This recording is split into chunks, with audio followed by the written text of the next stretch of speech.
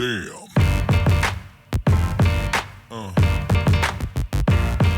Yeah. Yeah. Yeah.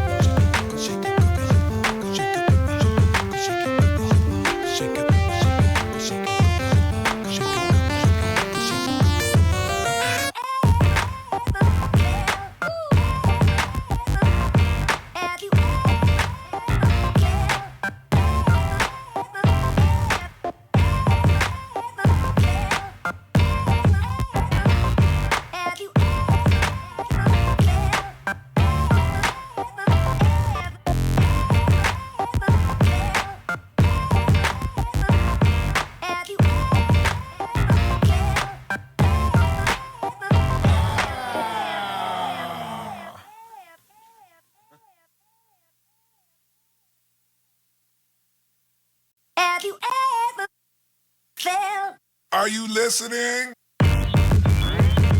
Damn.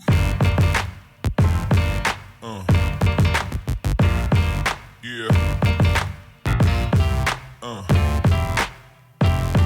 Yeah. Yeah.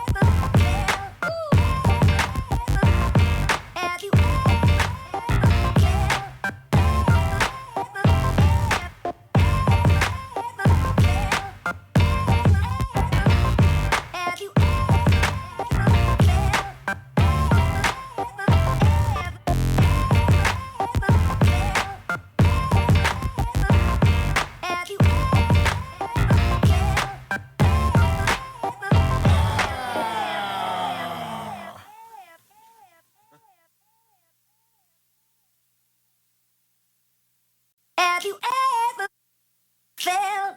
Are you listening? Damn.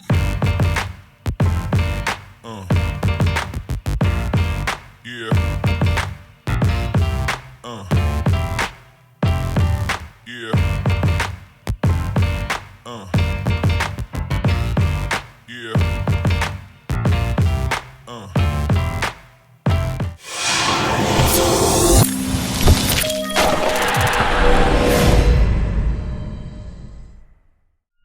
What is up, everybody, and welcome to FPL Today Live. Thank you so much for joining me on this Thursday afternoon, about 1:21. Not my usual time for streaming, but this was something I tried last year with some success because, of course, FPL is a global game and there are a lot of people that are places in the world that me streaming at 9 o'clock UK time isn't exactly perfect for. So we'll start off the stream as usual with the first question: what is everyone drinking? I am just on Pepsi.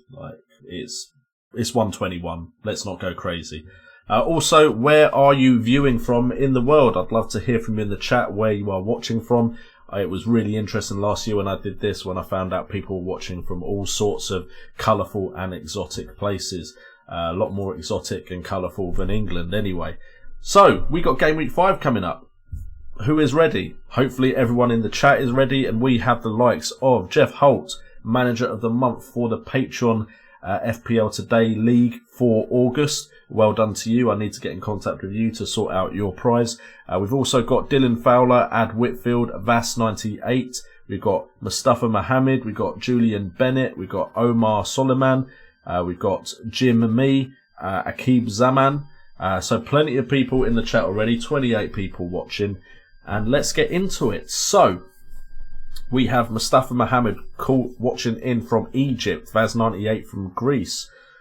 Already some interesting places. I've been to Greece and Egypt, so I've been to both of those places as well, which is very interesting. If you ever want to hear me rant and rave about those holidays, although some of the holidays in Greece I don't remember too much about because I was young and with my mates. But anyway, so my team right now, if you didn't know, then subscribe, hit that notification bell and watch my videos because I've said it plenty of times during the national break. My team, 216 points, currently just sitting above the 2 million rank with a team that consists of the likes of Pope, Zinchenko, Alexander-Arnold, Digne, Lundstrom, De Bruyne, Sterling, Salah, Cantwell, Barnes, Pukki, Button, Deulofeu, Dendoncker and Rico. Now, Deulofeu and Dendoncker are the players in that side right now I'm not over the moon with, and I am considering moving on. In midfield, I'm looking at the likes of Daniel James, Mason Mount, differentials like Goodmanson, Lanzini. There are plenty of options out there. Trossard, if he hadn't got injured, but it looks like he's picked up an injury, which kicks him out of the equation. Harry Wilson, because Bournemouth fixtures don't look too bad. And then up front for Deulofeu, we're potentially looking at Jordan Ayew, because Harler would be nice, but that would just completely change the balance on my side. I've got Barnes, I've got Pukki. Pukki to Harler might be a consideration in the future if Harler fails to perform. Probably not in the Man City game, because I think that would be a bit harsh to judge him on that. But in the games in the future after that, if the goals dry up for him, which I still don't think they will, Pukki could be on his way out. Not many differentials, which is why, although I was very high on Mason Mount, Dendoncker to a bit more of a differential midfielder could be the way I go. And then if we can figure out a different striker than Jordan Ayew, but right now, as far as cheap strikers go, Jordan Ayew kind of stands out for me. We look at the fixtures for Game Week 5. We have kickoff Saturday. Not too bad. I'm not a fan of these Friday night games, to be honest. I like it all to kick off on the Saturday morning. Liverpool versus Newcastle. Newcastle are a team that could sit back, park the bus, so to speak, and try and frustrate Liverpool. I still think Liverpool will break through, and I still think it's up in the air whether that's a 1-goal or 2-goal win, or if they just, after they break through, they keep scoring. So Salah, Firmino, Mane, decent captaincy options. I wouldn't be afraid to play your Liverpool defenders. I don't think you should ever be afraid to play your Liverpool defenders. So, interesting game to start off the game week. There is, of course, a theory about there being a curse with the first game of the game week. Captaincy options don't always do well, but if they do well, you start off with a cracker, don't you? So we've then got the 3 o'clock kickoffs. We've got Brighton versus Burnley, Man United versus Leicester, Sheffield United versus Southampton, Spurs versus Crystal Palace, and Wolves versus Chelsea. Some interesting games there. Interesting to see how Spurs do against Palace. Hopefully they can step their game up. We've got Wolves versus Chelsea. That's not an easy game for either side. Wolves seemingly affected by this Europa League, just like every other team that seems to get into it. They're not as exciting as FPL prospects right now. That could change. Sheffield United versus Southampton. good chance for the likes of Lundstrom to do something in this one. I think Sheffield United doesn't have too much coverage in the FPL community. I think Callum Robinson made a few teams because of his cheap price and he was out of position. But other than that, I think Lundstrom's really the only one that a lot of people own here. Southampton, potentially some options could prop up at some point, but I don't think many people will be too interested in Southampton prospects at the moment. Man United, Leicester, big game. People have Leicester players, people have Man United players. Interesting to see if Martial is anywhere near returning. You've got the likes of Rashford, of course, Pogba, and then at Leicester, Maddison, Tielemans, Vardy. I think most people would have got rid of Perez by now. And Brighton-Burnley is also interesting. Burnley, you'd hope, could potentially keep a clean sheet here. You've, of course, got Barnes, who has been in good form, and then you've got the differentials in potentially their midfield. Brighton playing a different way. If that starts to mesh in, they could start to do some better performances. And then Norwich versus Man City. I think we're expecting Man City to score a lot in this one. So, of course, the captaincy options are Sterling, De Bruyne, Aguero. Everyone's going to be looking at them. Norwich, everyone's waiting to see if Pukki can still do something.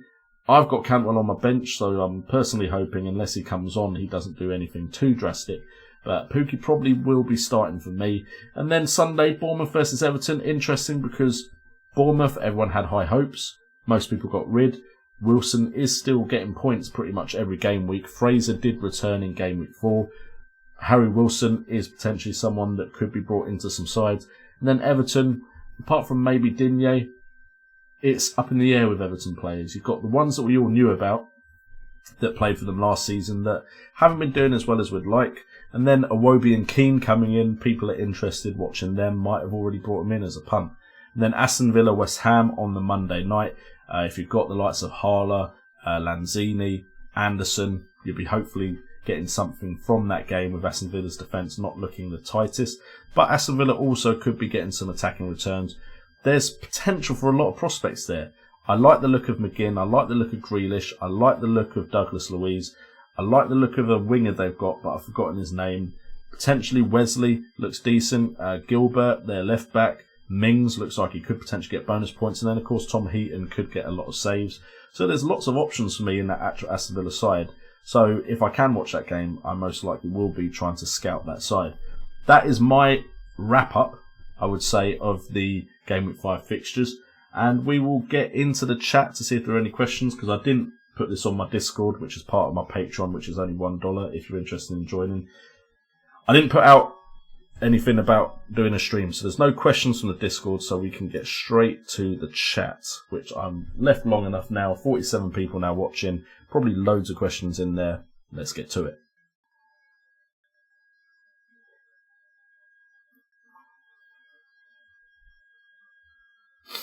Abdullah Al-Nuaimi asked, are you going to check teams? I probably will, but again, I'll leave that for the end of the stream. Depending on how long I can go for. My wife has taken my younger daughter to school, so she will then probably go and do some shopping because it's just the start of her time at reception, so she's only there for 2 hours, so it almost seems pointless to come home. So we'll see. I don't know how long I'll be streaming for. If we can fit it in, we will. Would I consider selecting all three? The Compass 77, thank you for joining the stream. Sterling, KDB and David Silva. I would be wary of David Silva just because of potential rotation, because it is his last season. I think potentially David Silva definitely wants to prove something in his last season. I think he's hungry. I think he will be a player that could be beneficial for us. I just feel like if you're going to go that far in tripling up on them in attack, David Silva probably is as good an option as you're going to get that isn't Aguero. So I can't argue with it.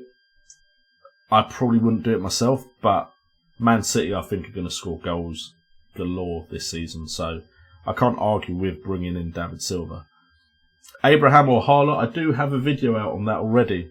Answered it last stream. I'm in the Harler camp right now, and that is purely because comparing Harler to Pukki, whilst Pukki's goal-scoring record is fantastic, the places he's scoring from aren't necessarily high expected goal areas, whereas the places Harler is scoring from are high expected goal areas. So Harler is a lot closer to his XG, which is expected goals, than Pukki is. Pukki is far outperforming his expected goals. However, There are players that generally do outperform their expected goals. Those are the likes of Vardy has often done it, the likes of Aguero, where they score from places where your average striker doesn't score from. If we're considering Abraham as well, I could bring up the stats again, but because I've done a video on it, I don't want to keep bringing up stats for the same players. Abraham, again, scoring from places which have lower expected goals. That doesn't, again, necessarily mean he's going to slow down in his goal scoring. I worry about as soon as Europe hits, which, by the way, Champions League back next midweek after game week 5. If you are interested, do check out Fan Team, where you can sign up for the Champions League game for the group stages, which I'm part of. So yeah, if you want to play some Champions League fantasy football with me and win some money, go check out Fan Team. But with Chelsea being in Europe, I worry that when is Giroud going to play? When is Abraham going to play?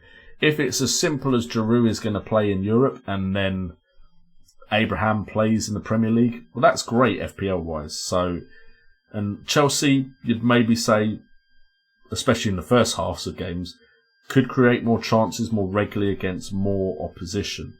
So Abraham's definitely someone I keep an eye on. Again, I still prefer Sebastian Haller though.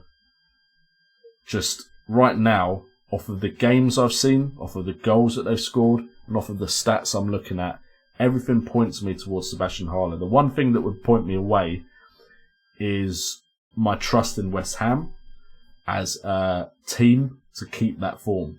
But with the likes of Lanzini, Anderson, Yarmolenko, Fornals, not really a creative threat, but you've also got, however, I forgot, Michael Antonio, who is a bit of a goal threat as well. With all of that behind him, I'd imagine Haller should still get service. He should. So even if necessarily West Ham are losing games, I'd imagine they'll still be scoring some goals. So for me, Haller right now is the one. Callum Wilson, I've just seen in the chat by Akib Zaman. Again, he's scoring points regularly, but because he wasn't scoring to probably the expectation of most, people have dropped him, and because he's 8 million and the likes of Pookie and Barnes were doing very well for cheaper. Wilson could be a differential if you've still got him or if you brought him in. Everton, Southampton, West Ham, Arsenal, Norwich, Watford. Second best for the next 6 fixtures as far as attacking potential with the teams they are facing. Arsenal being the best, which is if you go for a Pepe punt, that might work. I wouldn't go Pepe, I'd go Aubameyang or Lacazette myself. Maybe Ceballos if you just want a cheap player into your side that has those fixtures. But right now, Arsenal, Bournemouth, West Ham, all looking good on the fixture front. Man City just generally look good on fixture front no matter what. Even when there's tough opponents, it doesn't really matter. Burnley looking decent as far as their attacking potential. Spurs, they could start to find some form. Kane, of course, is a striker that if he gets penalties, he's likely to score them, although he missed one for England. And he will score goals. It's just whether he'll score enough goals to counterbalance the price he has compared to some other strikers in the league. But if you're going to have him as a captaincy option, then Kane has a nice run of fixtures before that Liverpool game in game week 10. Aston Villa could find something there. West Ham, Arsenal, Burnley, Norwich, Brighton, Hove Albion, then Man City. You've got Everton with a decent next 2, with potentially Burnley, West Ham and Brighton, Hove Albion after a Man City game. So for me, there's plenty of options out there. Wilson, though, has very good fixtures. So Wilson, Fraser, King, potentially. But for me, I'm very, very tempted by Harry Wilson. Just because his price, if we look at Bournemouth and go to transfers, if he is actually played his way into the side and his performances, I'm not sure if his performances have been amazing, but he's been scoring some good goals. £6 million to get into a Bournemouth side with those fixtures. And he can score a cracker. I mean, his expected goals, performance compared to expected goals is pretty exaggerated. Not exaggerated. He's outperforming his expected goals by a lot. But he could just be another player that can score screamers.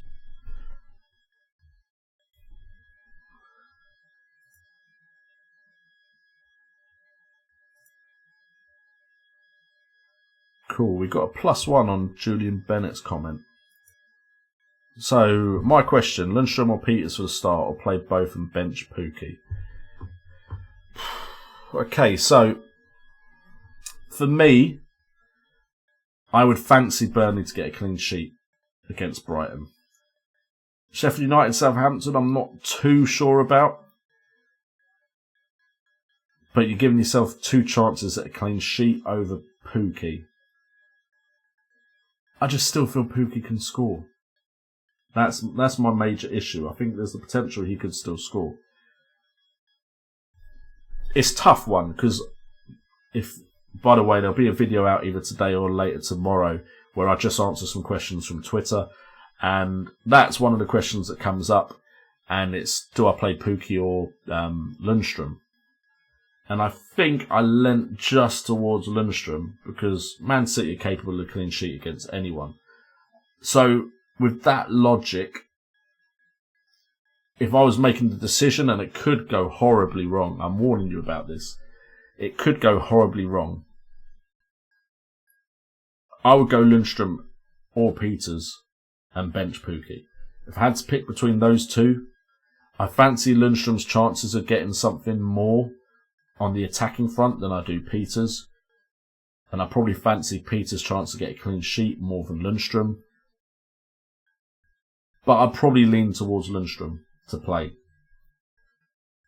But that is subjective on the fact that I believe Man City are a side that can keep a clean sheet against anyone. And if they do it against Norwich, of course, Pookie hasn't scored. And then just going on of who I think is more likely to get an assist or a goal, it would be Lundstrom.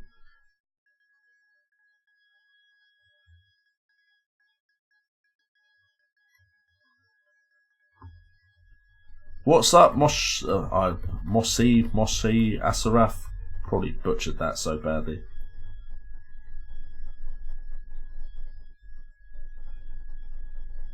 Saraba Varma says, with Laporte not fit, he isn't considering benching Pookie because Otamendi or Walker will play centre-back.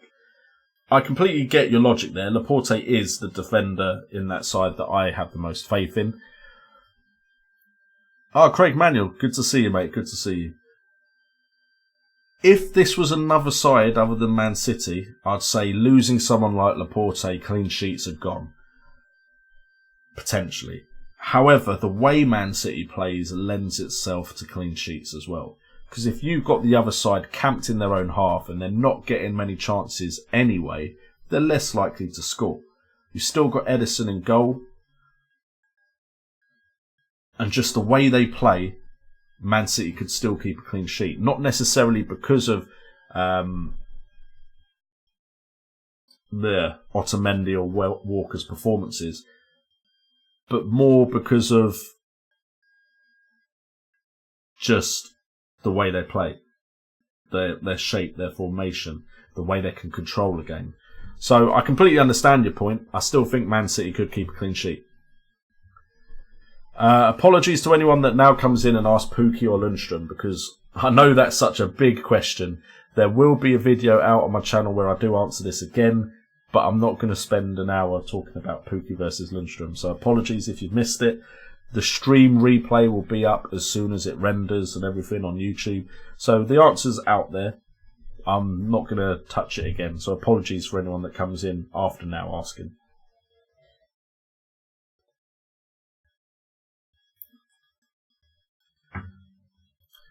Varma says Zinchenko's looked a bit of a liability on the left-back front. I've heard so many differing opinions on Zinchenko. Some people say he's playing well, some people say he's not. All I can really go off of is the times I've seen him on Match of the Day. Because I think I've only seen one full Man City game this season so far. He's got attacking threat, and he's in a side that can keep clean sheets. I've not seen anything that really worries me a lot. Potentially he isn't the fastest left back when it comes to playing fast wingers. But I'm not going to lose faith in Zinchenko just yet. Although Mendy apparently is now fit, could play. That, of course, is a worry. A lot of people say it's Zinchenko's place to lose. I would potentially say it depends on the opposition. Pep doesn't mind dropping people. Is Zinchenko really in that circle of trust? Some people say he has been. But I'd say unless you're like the likes of Kevin De Bruyne or Aguero or Sterling, I'm not sure anyone's safe. But until Zinchenko gets dropped, I'm not going to be taking him out my side.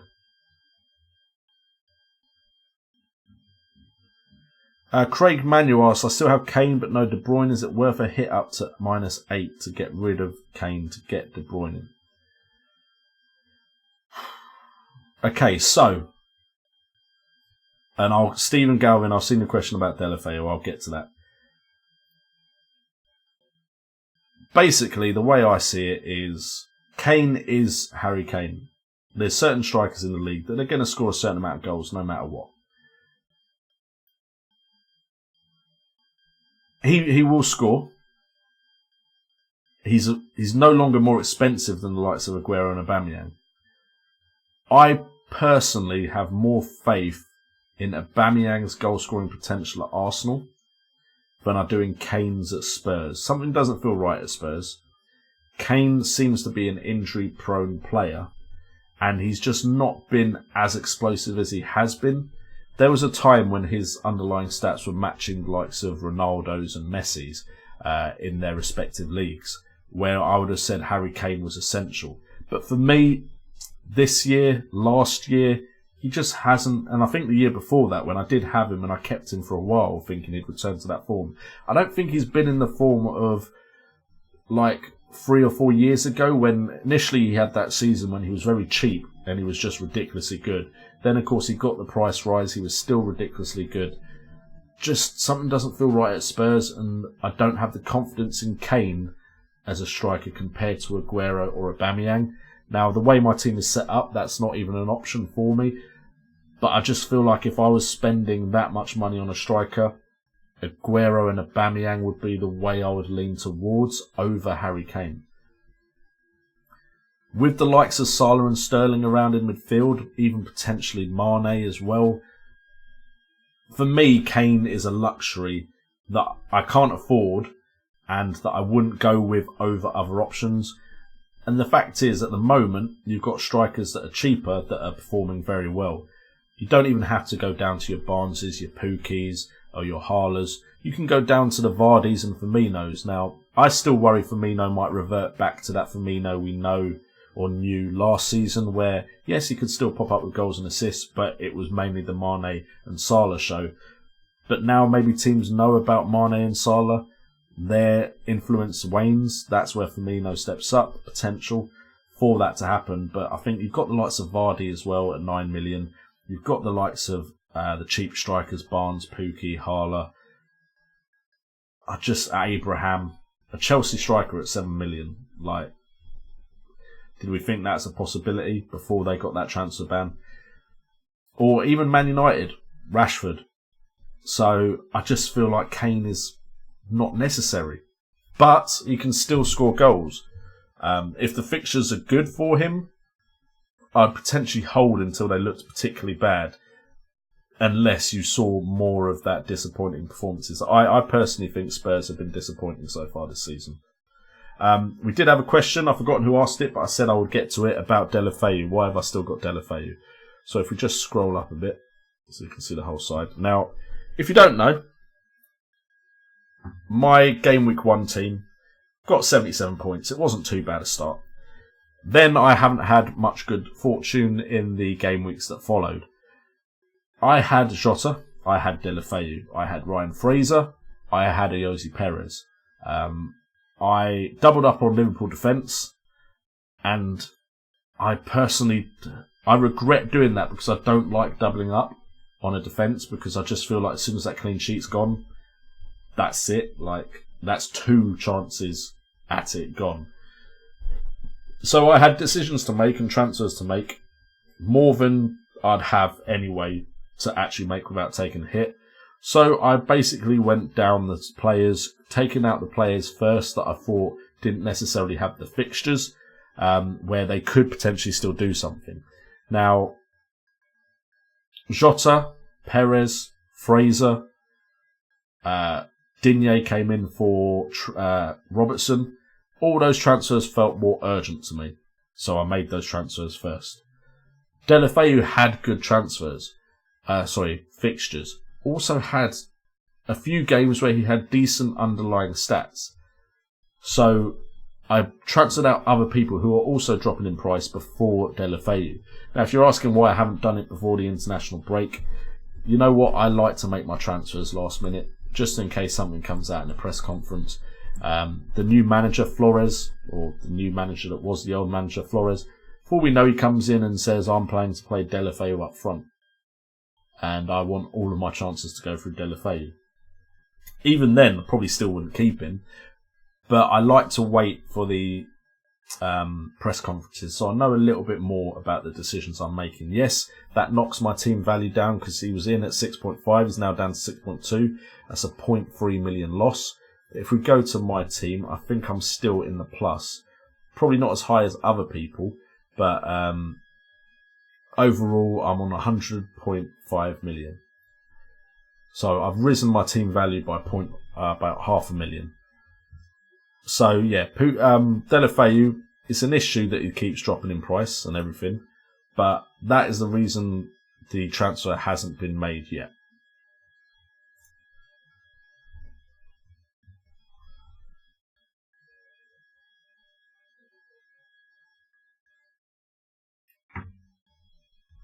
Yuri Almora, Douglas Luiz is someone I have considered. He could quite easily come in for Dendoncker, and I would still have the money to put somewhere else into side. The issue is that doesn't really allow me to bring in... I mean, potentially Abraham could come in for Deulofeu if I brought in Luiz. Let's just 100% make sure that is possible.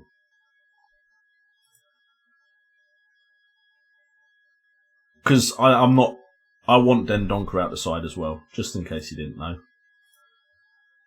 And then I'm pretty sure I'd still be able to bring in Abraham. But that would mean I'm pretty much giving up on Harler as an option. So I could just do that move. It would cost me 4 points. I would then have no money in the bank. Wolves away, not too fond of that. I'm just not sure it's the right time to be bringing in Abraham. But if I didn't do it now, I might miss the opportunity. But then, from game week 7 onwards, if I thought he was nailed, Abraham would be a good shout. Can't really bring in Harler because, of course, he's 7.5. And I'd have to save money somewhere here. Cantwell could go down to another cheap midfielder, but I don't think there's that many cheap midfielders I'd really be interested in. See, again, though, those fixtures look worse for Harler after that Villa game. So it would pretty much be a 1 week transfer. If we have a look at midfielders, is there anyone in the... We'll go to... I'm sure there was a plus or minus that used to be on this. Okay, we'll go 5, but I'm looking for your 4.6s.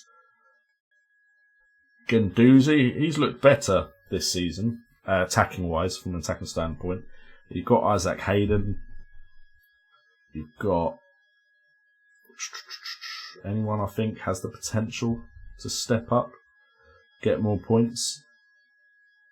Not really. I think the further down you go, the worse it gets. I mean, I had high hopes for Leitner, but he doesn't seem to have done much. Is there anyone that could potentially get into their side? I mean, people had high hopes for Ibe, but he's now dropping in price. Fleck, if he dropped in price enough. Neto's 5 million. Yeah, I don't think it gets any better the further down you go. So I think you're literally looking at Douglas Luiz as the other cheap. Cantwell, Douglas Luiz look like the best 4.5, although they've risen midfielder options. But yeah, that's a potential move. I won't dwell too much on that. I'm sure you guys have other questions, but good suggestion.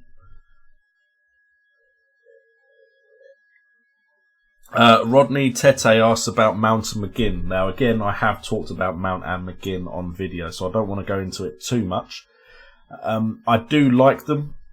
Just, Rodney, could you try not to spam? I understand, I miss a lot of questions. That's the unfortunate thing that will happen when you start getting a lot of people in the stream and I start talking about an answer and I keep going.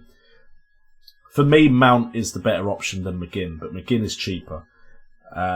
For me, the points could be shared around that Aston Villa midfield, potentially. To be honest, the points could be shared around the Chelsea midfield as well. Mount just seems more of a natural goal scorer than McGinn. McGinn will still get more goals. Mount also seems to be more advanced, more likely to get assists in a side that I believe are going to score more goals, which lends itself to the fact that you believe Mount would potentially outscore McGinn. Is it enough that he'll outscore McGinn compared to the price that you could then use that money elsewhere for? If we go by attacking difficulty, where are Villa? Have I missed them? Villa with West Ham and then a Burnley, Norwich, Brighton, Hove Albion run after Arsenal. Looks better than Wolves, Liverpool.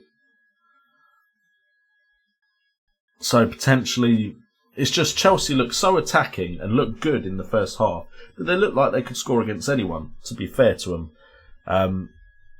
I think some sides could potentially shut Villa out. I like both of them. Would I bring in both? I don't know if I would, because I think if I wildcarded, Cantwell would probably stay. And I'm probably not changing this three-man midfield.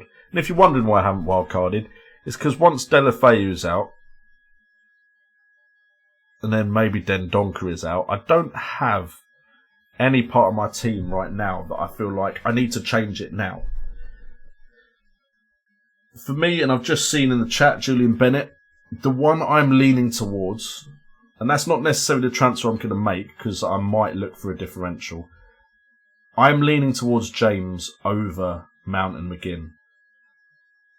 I actually think Mount is probably going to do better season long. The stats to me suggest that James is a player that the points could dry up for. I'm personally hoping it don't. But I just feel like James, his chances are better chances than Mount's. Just Mount has done very well with the chances he's had. James is doing well enough that I think that small price difference makes a little bit of a difference. But I feel like I do actually have more faith in Chelsea, because at least in the first half, they've looked good every single game in the first half. They've looked dangerous in the first half. So I'm going to actually change my mind to get... If you can get Mount in, I would go Mount. Of course, if you don't have that budget, then it becomes a question. I've seen Lanzini in the chat now as well. I think I'd still go Mount. Mount is my favourite option. The issue I have is, and I will talk about this in a second, my team is quite template right now. And I'll explain what that means a bit later for those that don't know. But Mount is currently, if I just go midfielders, actually it should be alright. 6.4 million. James is 6.1. 1 point difference. You've got Lanzini, 18 points, 6.5. More expensive, which would affect my decision there. And McGinn on 17 points. See, I quite like McNeil as a differential just because of Burnley's fixtures. Anyway. So, if we look at Lanzini, good fixture, then potentially, I'd expect goals in that one, Bournemouth, but potentially tough fixtures until game week 10.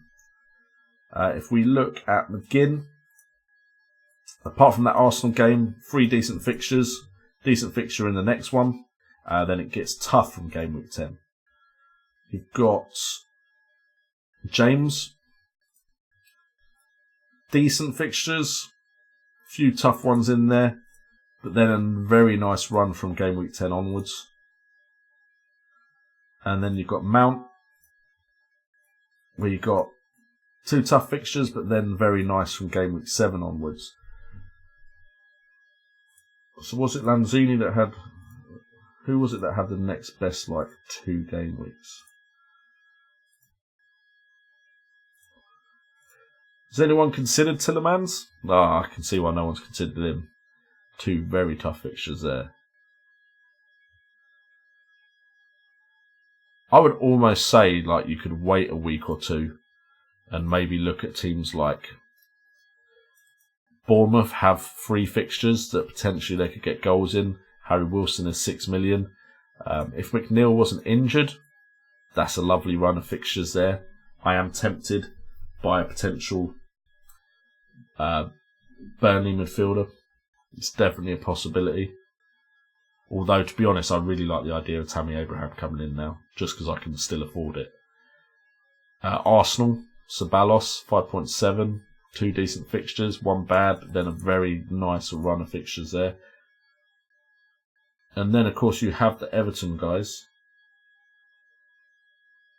I mean, I'd actually look as a punt at, if I can find them. Didn't think it'd be so hard to find them. Where's Iwobi? Go Everton. So 10 points Iwobi. Decent next 2. And you're looking at someone that's 5.9 million. So there's plenty of cheap options. The ones people seem so focused on, do they have a prolonged period of good fixtures? You could maybe look elsewhere. Just for a little bit. But for me, Mount is the one I really like the look of. Can shut that. Okay, I need to bring the chat back up. Oh, Julian Bennett. If you've got Barnes and Peters, I completely get that. No need to bring in a Burnley midfielder for that.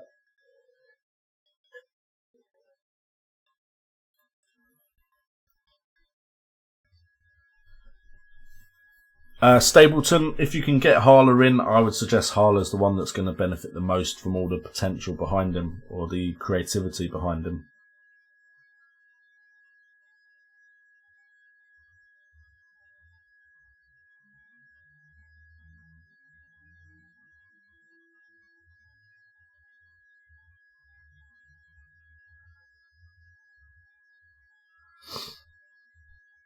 Pepe for Mane.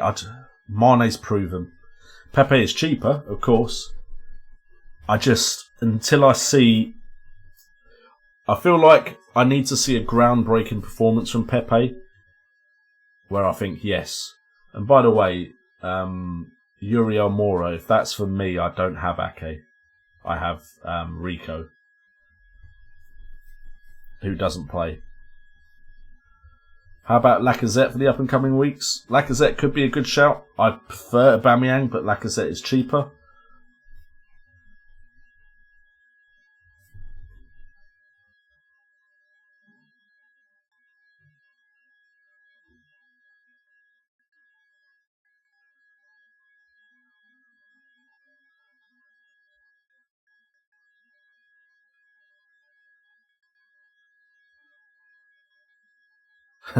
Saruba says Mount safer, James is Maverick. Nasu says best fixtures for attack. We have kind of covered that. So if you're going for the next 6 game weeks, Arsenal, Bournemouth, West Ham, City, Burnley, Spurs, Villa come out on top. You can shorten the range if you're thinking until the next international break. You've then got Arsenal, Burnley, West Ham, Spurs, Villa, City, Bournemouth. If you want the next 2, then you do have Everton there, Bournemouth and Sheffield United in the next 2, which looks pretty tasty.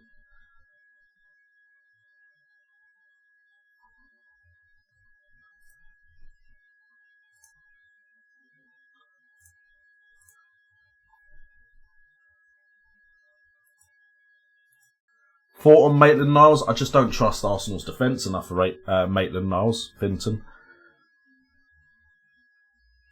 Best fixtures for a £6 million midfielder. I mean, I think you're looking at Ceballos for a very good next 4. Burnley, you've got McNeil, you've got Goodmanson. West Ham, am I right in thinking Lanzini comes into that category? 6.5. Yarmolenko comes in at 5.9. Could potentially look there. Villa, McGinn, Grealish. You've got lots of options at Villa.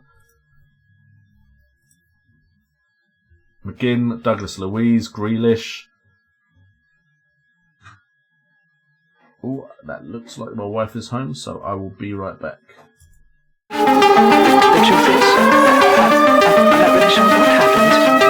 If you came to prove, there's no reason to prove.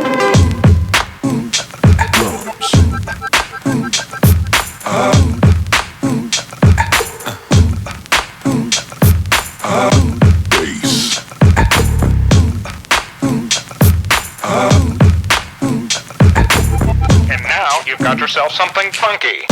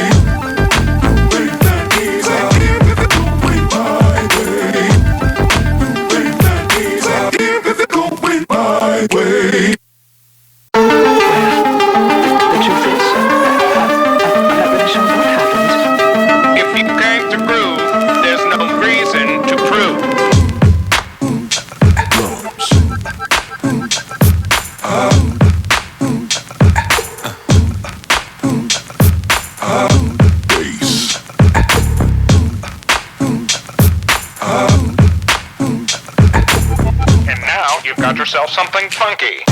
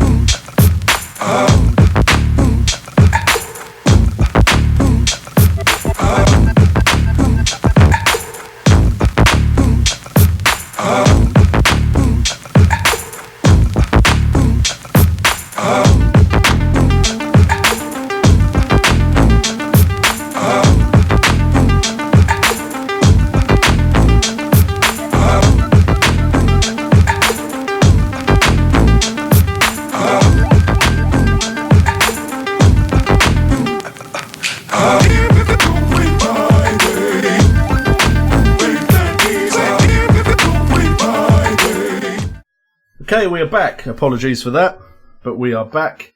I forgot what question I was on, but I'm sure we'll figure something out.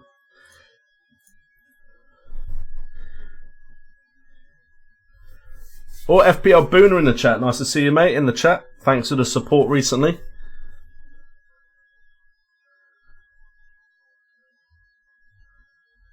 Yeah, I see a lot of chat about bench boost.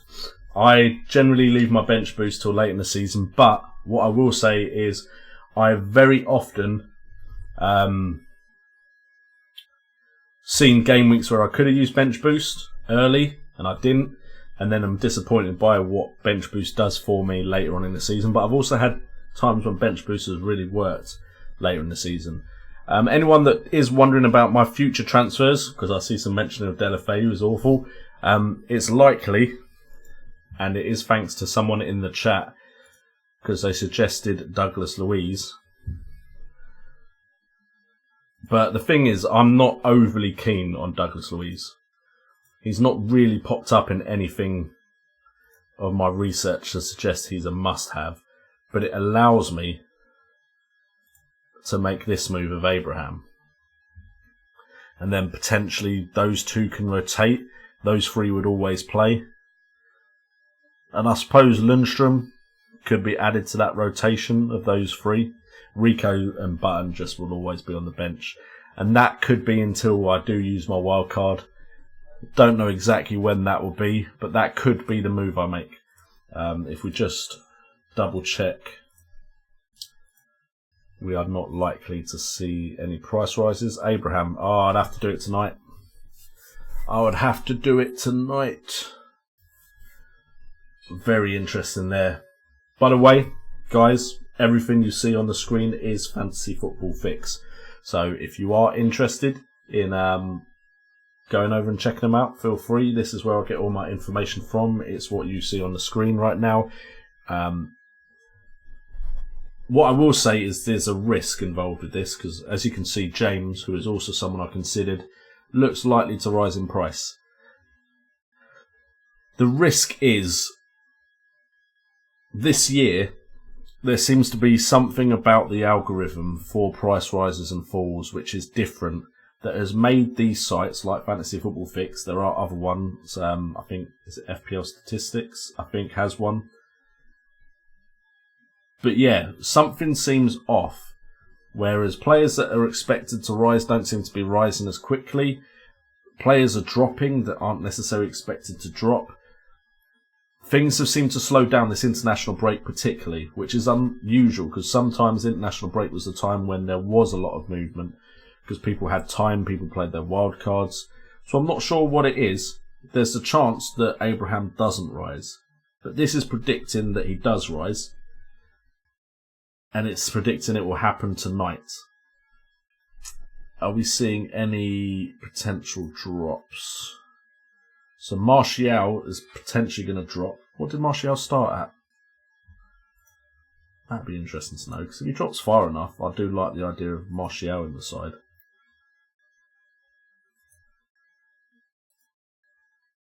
So Martial started... This is 7.5. Ah, so he's risen and now he's dropping back down to what he was. Is that because some news has come out on him?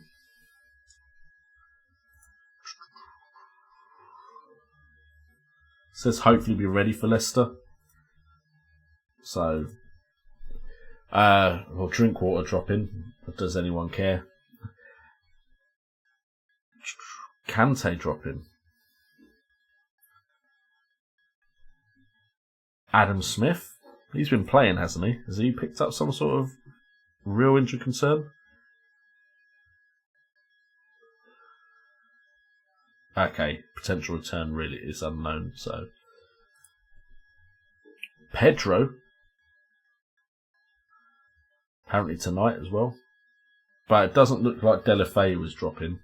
So my main concern is Abraham and James rising. Potentially Lanzini could rise as well, who is a consideration.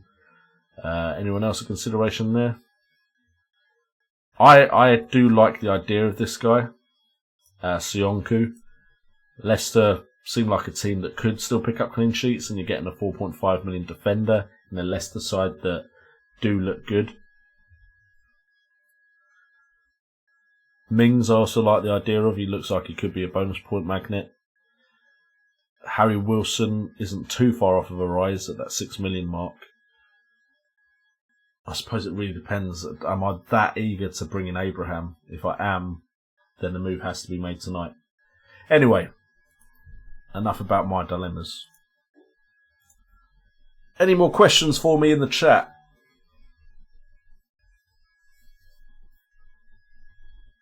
What's up, Brew? Man in the know, you know.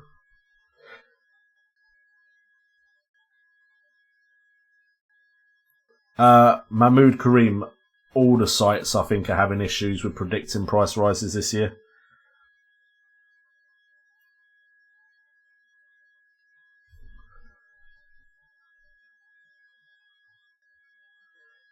Gabriel Derop. I haven't actually used FPL statistics this year, or FPL stats. But yeah, their accuracy this year is just very, very different.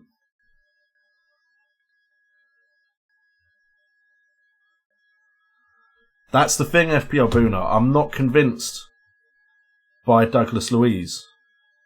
Don't get me wrong, he's got some points. It looks like he can finish like difficult chances. He's got a decent long shot on him. So, I can see so much hate for Deulofeu. Look, I thought Deulofeu could continue his form from last season. He really hasn't. I got that call wrong. Nothing I can say about that. He will be leaving the team at some point. I just don't know when. But, what was I going to do? We were going to go to the comparison screen. That's what I was going to do. So, let's actually have a look at Douglas Luiz. Oh, I forgot my drink. Yes. The truth is, I'm not really sure what happened. If you came to prove, there's no reason to prove.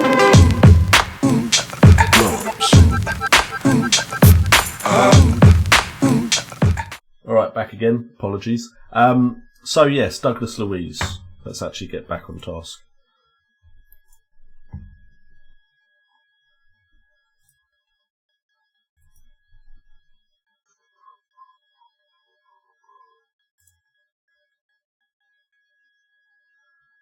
Where are you? There you are. Okay, so if we look at Douglas Luiz's stats on the left here, 3.8 points per game, 4.6 is cheap. Let's just get that in there straight away. It's a cheap price. It allows me to do the move to Abraham, which is why it's a consideration. His goal came from expected goal part of the pitch of 0.03, 0.02, and his best chance 0.08, a direct free kick. 3 shots on goal, all from well outside the box. Attempted assists, apparently he's had 2. Fixers only shown 1. Isn't the highest expected goals on expected assists on that of 0.02. Heat map, he's a deep player. It's not going to get that far forward. No touches in the box. That's about as close as he got to being inside the box. We're looking at 1 goal. Expected goals of 0.012. 3 shots. Expected assists 0.08. 2 attempted assists. I'm just not overly keen on him as an option. And I mean, if we compare him to Cantwell, because I suppose that is the natural comparison, because they're in the same price range. Whoops, I meant to click on player 2. But Douglas Luiz now be on the right. Got 5.3 points per game. Of course, he has played more minutes. Touches, he gets touches in the box. 4 shots, but if you look at the areas those shots came from, much better. Again, remember these players are cheap. So 4 shots is good in 4 games for a cheap player, especially as he's converted 1. Attempted assists, again, you're looking at these assists going into the box. And it's going to be to someone like Pookie in a lot of these situations, which not a bad striker to be attempting to set up. 2 times he's laid it off for Buendia just here. Heat map looks a lot better than Douglas Luiz's heat map. Average position is going to be, it's not massively different, but. And then as far as tackles, clearances, recoveries, where Luiz could get bonus points from, they're not much higher, apart from clearances compared to Cantwell. And just much higher expected goals and expected assists. So, Douglas Luiz, while he does allow me to bring in Abraham, it's more of, if I want Abraham that much, then it's a move. If I don't want Abraham that much, then it would feel like a wasted transfer.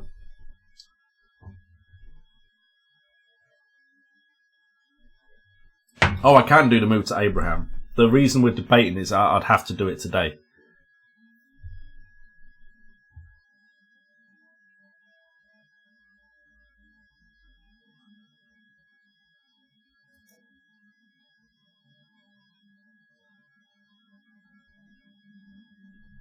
Why am I not playing my wild card? I don't think my team's that far off of what I'd actually want it to be. There was thoughts on Ceballos, which I'm interested in looking at again. I've not looked at that for a while. How you doing, Abdul?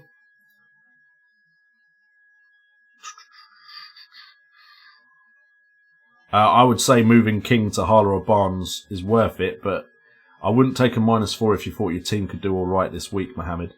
But anyway, Ceballos, let's have a look.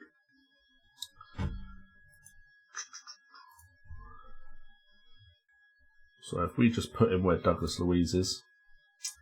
Okay, so 3.8 points per game. Heat map, bit more advanced. 5 shots to 4. Again, none in the box though. I don't really need to compare them to Campbell, do I? Different price ranges. Attempted assists, not awful. I mean, neither of those had very high potential assists. Does get a few touches in the box though. Again, like, if you just want the Arsenal coverage, then maybe. But he just doesn't scream a player that's going to continuously score lots of points.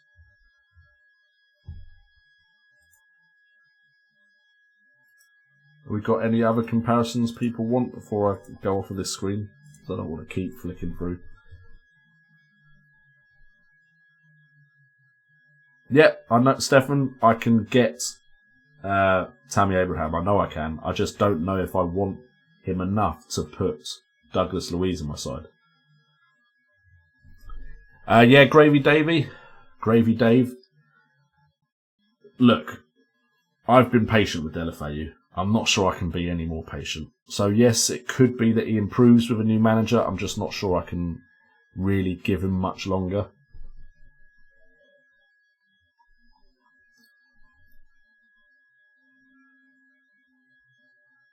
Salah or Sterling for captaincy. I would lean towards Man City captaincy over Liverpool. That's my personal opinion. Is Mount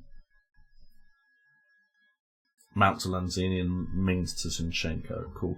Yeah, I just think Norwich lend themselves to a bigger scoreline by the way they play than Newcastle do. Newcastle more likely to park the bus.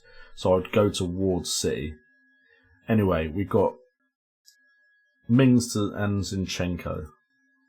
I mean, I believe Zinchenko's going to have a much more attacking goal threat, assist threat than Mings. And then Mings is going to be the one that potentially brings more bonus point potential. Why can't I find them?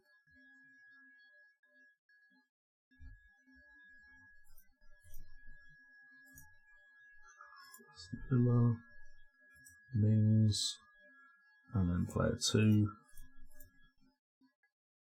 Zinchenko. Okay, so I mean, just look at touches.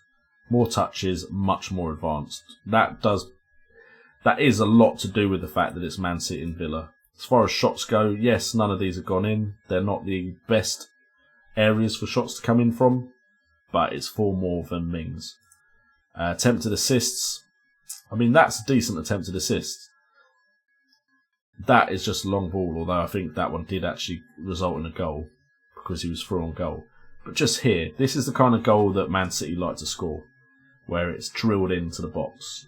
So, for me, the only reason to go Mings is the price. You are saving a lot of money on Mings. I think if we look at these stats here, though, clearance is 37, recovery is 25. Oh no, recovery is more for Zinchenko. And tackles more for Zinchenko. It's only clearance is higher for Mings. I actually expected Mings' numbers to be higher there. And the other check was If I got rid of Deulofeu, I could upgrade to Mount if I brought in Ayew. As far as... It all depends who I got rid of Deulofeu for, Abdul.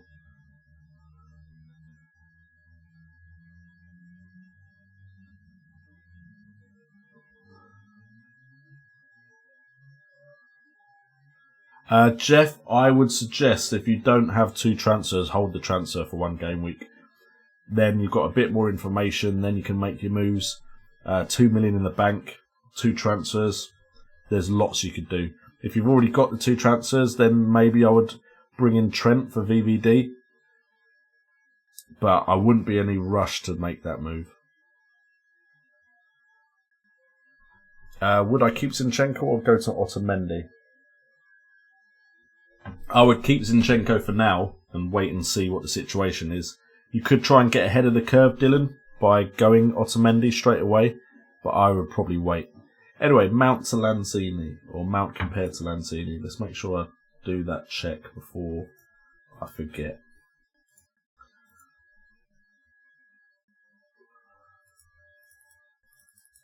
So we've got Mount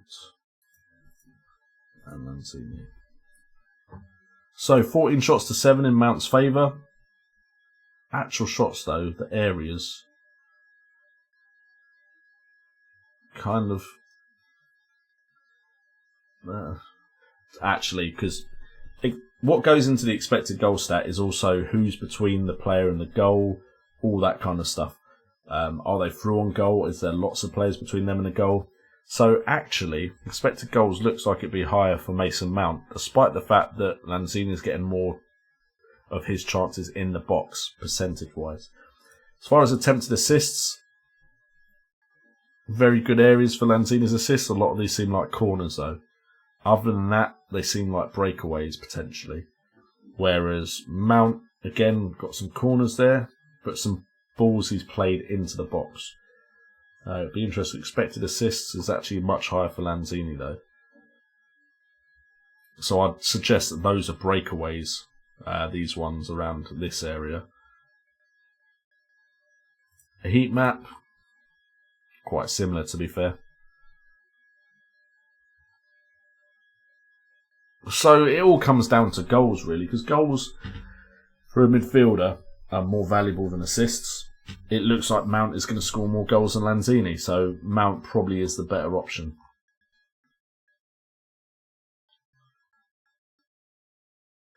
Abdul, that is the decision I was leaning towards before I came on stream.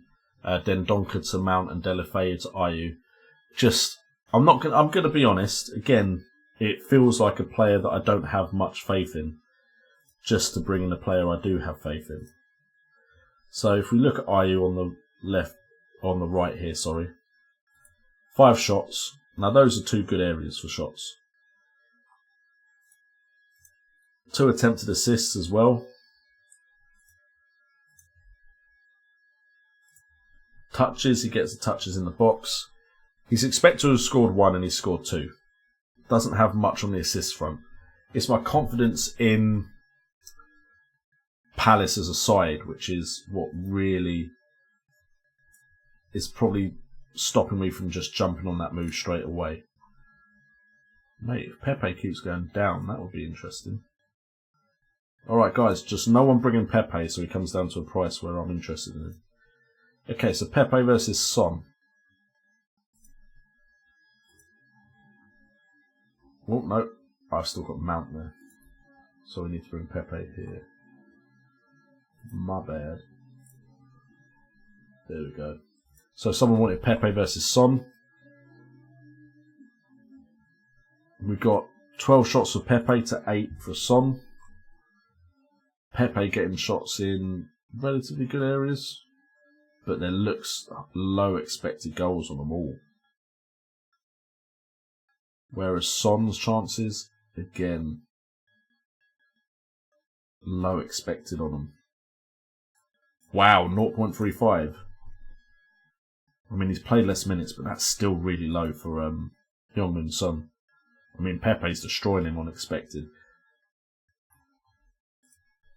These assists, Pepe's assists, again, they look better.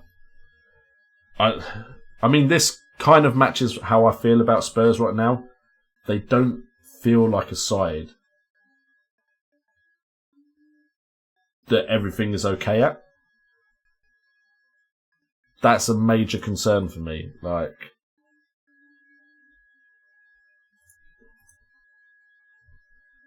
I just don't think the balance is right at Spurs right now, so I'd go Pepe. Oh, FPL Booner, I actually rate Son as a player. But you've got to take into account the team as well, don't you? You go and put any really good player in a crap team, and then, they're not going to be as good. Just, it's simple, isn't it? Anyway, I can't go on for too much longer because one of us will have to go and pick up my daughter. So, unfortunately, I don't think we will be able to fit in a Rate My Team.